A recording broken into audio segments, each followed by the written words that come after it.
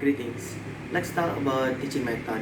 Nowadays, there are a lot of teaching method, and people try to compare to find which one is effective and which one is not. And at last, uh,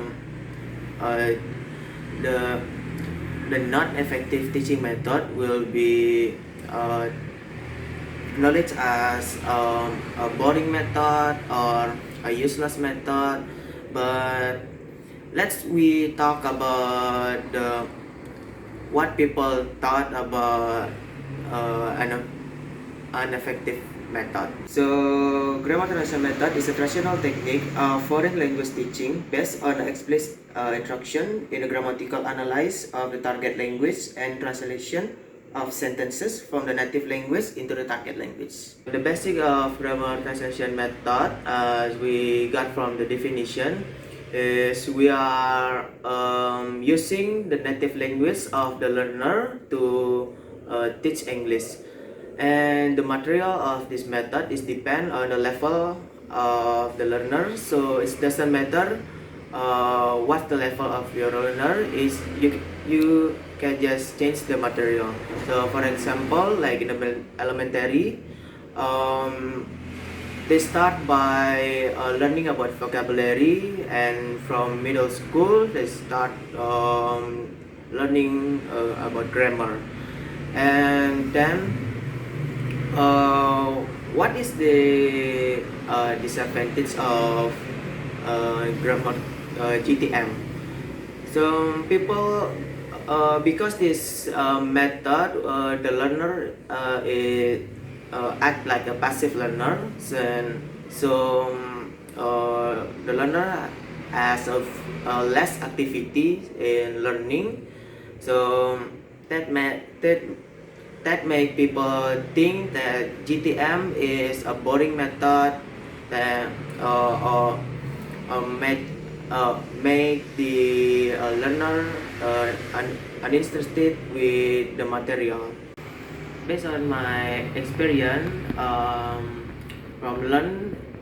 from GTM, so from school, before I enter college, honestly, I found GTM is pretty boring, and I thought that I didn't learn anything from school. So it changed my mindset when I entered college. So um, the lecturer gave a different vibe, like before. Not like when I was in school. They also use the same method, like a direct method or GTM method, and actually found it interesting, and I really for really enjoy the learning process. So based on my experience, I would say it's safe to assume that it's not GTM fault. There might be a mistake by the lecturer. So let's talk about how to use GTM. So let's make a realistic objective. So you have to, it's okay to push the limit of the student, but not to offer. When you are teaching tenses, for example, the learner doesn't have to remember every remember every to be or etc. They just need to know how to use it. Like for simple tense, when should we use it? In the past tense, when should we use it?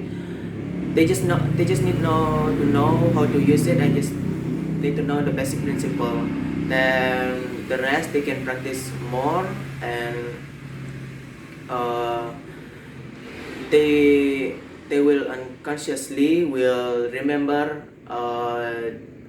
every word for make this sentence.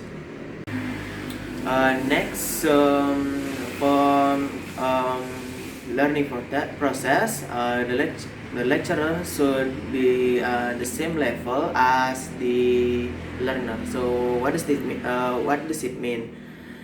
It's mean the how the lecturer think or how do they teach is depend on what is the learner level. So we can just expect them to be expert just because you are teaching like an expert. No, you have to teach as similar as them. And the most important thing is uh, appreciation and recognition. So why do I say this the most important? Because to push the learner to learn the new thing or what did they don't understand. So we should acknowledge their process. Like even if they got from like let's say they first they got 50 and then after that they got 51s, not really much different, but they are in it's increased. So uh, by by us the lecturer giving appreciation and recognition, they will feel uh, their their learning process is not uh, is actually work and it is not useless, and they keep pushing through until they can get to the highest score. So that's all about grammar translation method. So it doesn't really matter what teaching method we use to teach somebody. It's about uh, on the relationship between the learner and the lecturer. It's not it's not about you are being too friendly. It's just about you are treat them as on their level, like teach them on we have to know what is their level when they are learn, and we also treat them as a human. So we try to figure out what is the best way to uh, teach. So it's easier to so it's make it even easier for the learner to understand every material.